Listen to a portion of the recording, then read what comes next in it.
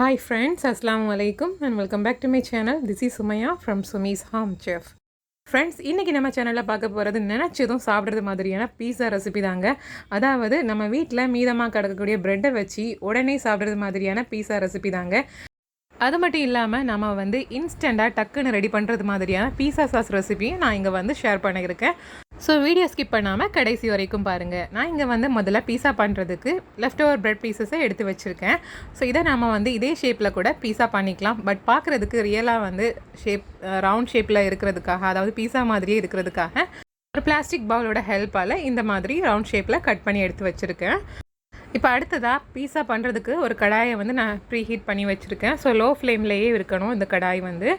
அதில் கொஞ்சமாக பட்டர் போட்டுட்டு நம்ம ப்ரெட்டை முதல்ல 2 பக்கமும் டோஸ்ட் பண்ணி எடுக்கணும். ஸோ ஒரு பக்கம் டோஸ்ட் பண்ணிவிட்டு ஃப்ளிப் பண்ணதுக்கப்புறமா இப்போ நம்ம டோஸ்ட் பண்ண பக்கத்தில் ஏற்கனவே ரெடி பண்ணி வச்சுருக்கேன் இன்ஸ்டன்ட் பீஸா சாஸ். அதை எல்லா பக்கமும் படுறது மாதிரி ஸ்ப்ரெட் பண்ணிக்கலாம். இப்போ இந்த பீஸா சாஸ் எப்படி பண்ணுறதுன்னு பார்த்துட்டு வந்துடலாம். முதல்ல நாம் ஒரு 1/2 கப் அளவுக்கு ஒரு பவுலில் டொமேட்டோ கெச்சப், நார்மல் கெச்சப், நீங்கள் எந்த பிராண்ட் வேணால் யூஸ் பண்ணிக்கலாம், அதை எடுத்துக்கோங்க. அதில் 1/4 டீஸ்பூன் அளவுக்கு மட்டுமே கார்லிக் பவுடர் ரெடிமேடாக கடையில் கிடைக்கும். ஸோ அதை 1/4 டீஸ்பூன் அளவுக்கு மட்டும் சேர்த்துக்கோங்க. கார்லிக் பவுடர் இல்லாதவங்க 2 சின்ன பல்லு பூண்டை எடுத்துக்கோங்க. அதை வீட்டில் நம்ம இஞ்சிலாம் சீவுறது மாதிரி கிரேட்டர் இருக்கும்ல, இந்த மாதிரி துருவுறது, அதில் நல்லா ஃபைனாக துருவி ஒரு ஸ்பூன் எண்ணெயில் நல்லா டீப்பாக ஃப்ரை பண்ணி அந்த கார்லிக்கை மட்டும் எடுத்து இந்த சாஸில் அப்படி டைரெக்டாக இந்த பவுடருக்கு பதிலாக நீங்கள் சேர்த்துக்கோங்க. ஸோ அந்த கார்லிக் ஃப்ளேவர் அதில் சூப்பராக இருக்கும். இப்போ இதில் 1/4 டீஸ்பூன் அளவுக்கு நார்மல் சில்லி பவுடர் சேர்க்குறேன். இதை சேர்த்து இது ரெண்டும் கட்டிகள் இல்லாமல் நல்லா மிக்ஸ் ஆகிறது மாதிரி ஒரு ஸ்பூனை வச்சு நல்லா சூப்பராக ஈவனாக கலந்து எடுத்துக்கோங்க. இப்போ இதில் இட்டாலியன் ஹெர்பு இருக்கும், இல்லைனா மிக்சட் ஹெர்பு, இதில் ஏதாச்சும் நீங்கள் யூஸ் பண்ணிக்கலாம். ஆர் ஓரிகனோ, ட்ரைட் பேஸில் அந்த மாதிரி கூட நீங்கள் யூஸ் பண்ணிக்கலாம். அதை கொஞ்சமாக சேர்த்து அதையும் இந்த சாஸில் நல்லா மிக்ஸ் பண்ணிக்கோங்க. அவ்வளோதான், நமக்கான இன்ஸ்டன்ட் பீஸா சாஸ் டக்குன்னு ரெடி பண்ணியாச்சு. ஸோ ஜஸ்ட் நம்ம கெச்சப் மட்டும் இருந்தாலே போதும், குயிக்காக ரெடி பண்ணிடலாம்.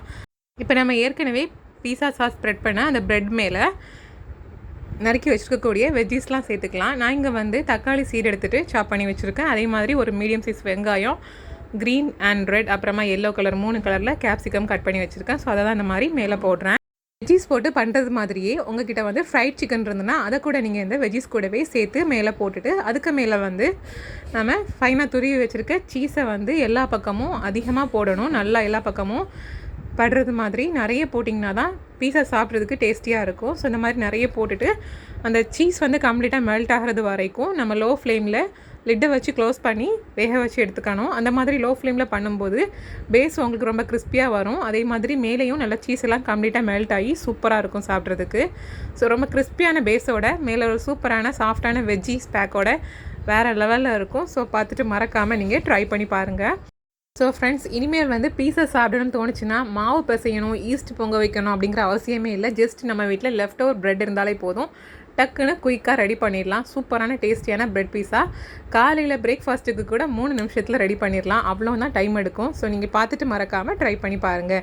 அண்ட் இந்த வீடியோ பிடிச்சிருந்தனா வீடியோக்கு மறக்காமல் லைக் பண்ணுங்கள், ஷேர் பண்ணுங்கள், கமெண்ட் பண்ணுங்கள்.